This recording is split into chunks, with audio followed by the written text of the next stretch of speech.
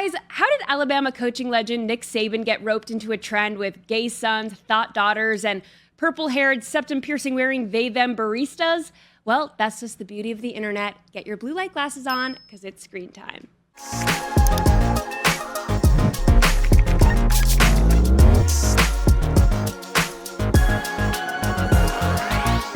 Hayley Caronia here. Some people like long walks on the beach. I like long scrolls on my phone, and I rack up my screen time so you don't have to. And bear with me on this one because there are a lot of layers to this trend. Nick Saban just became a TikTok trend, but in order to understand that one, you'll have to understand the burning question, would you rather have a gay son or a thought daughter? If you don't know what a thought is, well, I'd refer you to Urban Dictionary, but in layman's terms, it's a woman who gets passed around more than a pigskin in Tuscaloosa on a Saturday. Would you rather have a gay son or a thought daughter? That's a good question.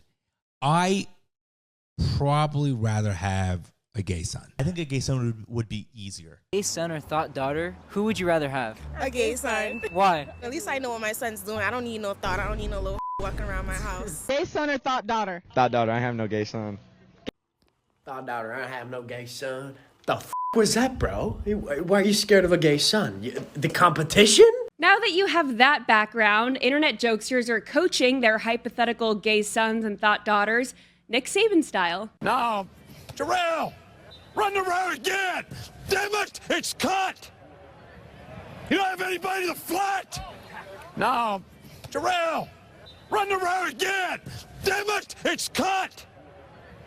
You don't have anybody to flat. And some people may have gotten their wires crossed, neither choosing gay son nor thought daughter, but something in between.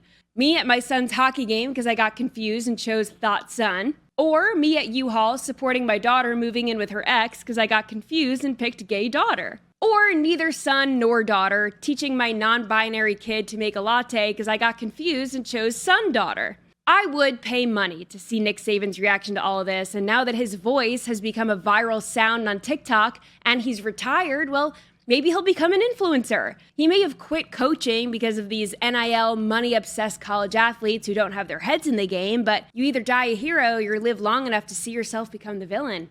Coach, join TikTok before it's too late. Let's keep scrolling, shall we? My husband and I have removed the bottoms of all of our shoes. We decided to start walking barefoot, and one of our followers had a great idea. Since some businesses don't want us being completely barefoot, if we cut off the bottom of our shoes, it'll allow us to be barefoot but blend in with everyone else. Definitely recommend this if you're trying to go incognito barefoot. It's the perfect way to get all the benefits of going barefoot but also have no one know.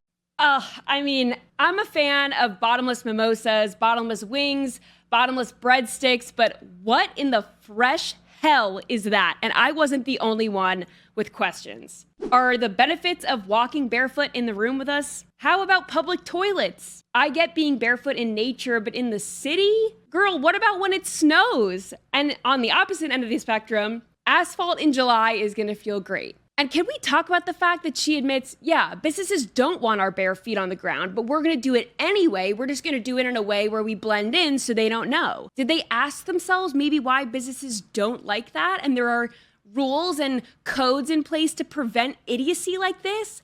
I hope that they step on all of the rocks and all of the Legos and they abandon this lifestyle fast. Speaking of lifestyles, fitness classes are out here doing the most. And before you call me mean, I will preface this video by saying I applaud people who get up, get their sneakers on, and go move. Not everyone's gonna be a bodybuilder, but some of these new trendy fitness classes are, well, interesting to put it nicely.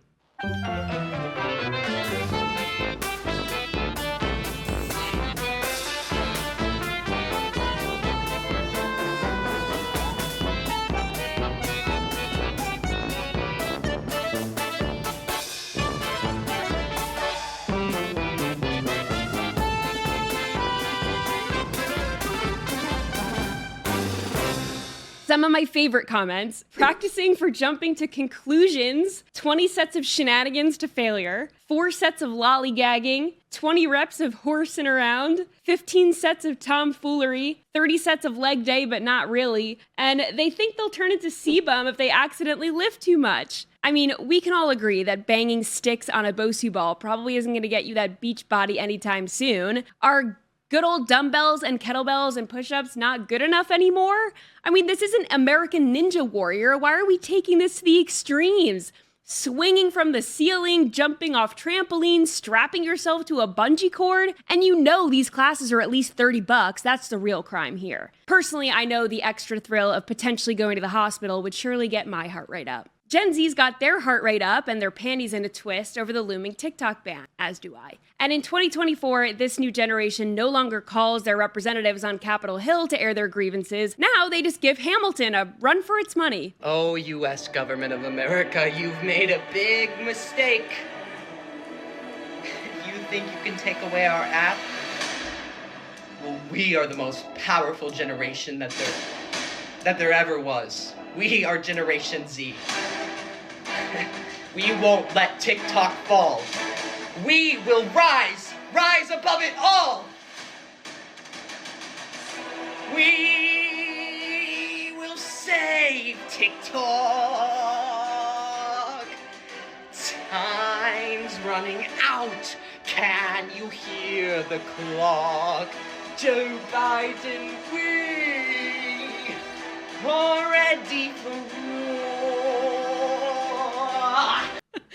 Is this the Chinese propaganda everyone's been warning us about? I don't know.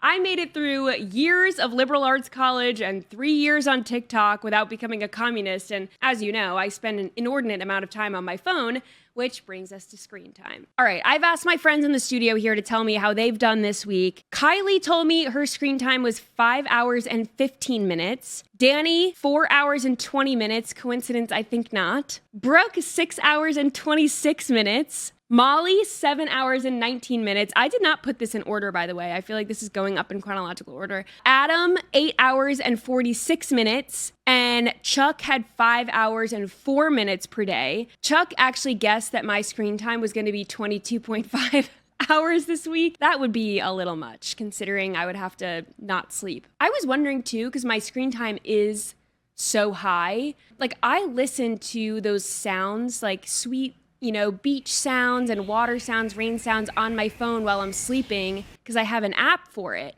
So does that contribute to my screen time being so high? I don't know. My screen time was 14 hours and 28 minutes this week. That is my daily average, down 15% from last week. So, last week I was almost at 16 hours a day. That's crazy. But I've got to get my scroll on. Follow along with me at Hayley Caronia on all platforms except for Threads because Threads is for losers. See you next time.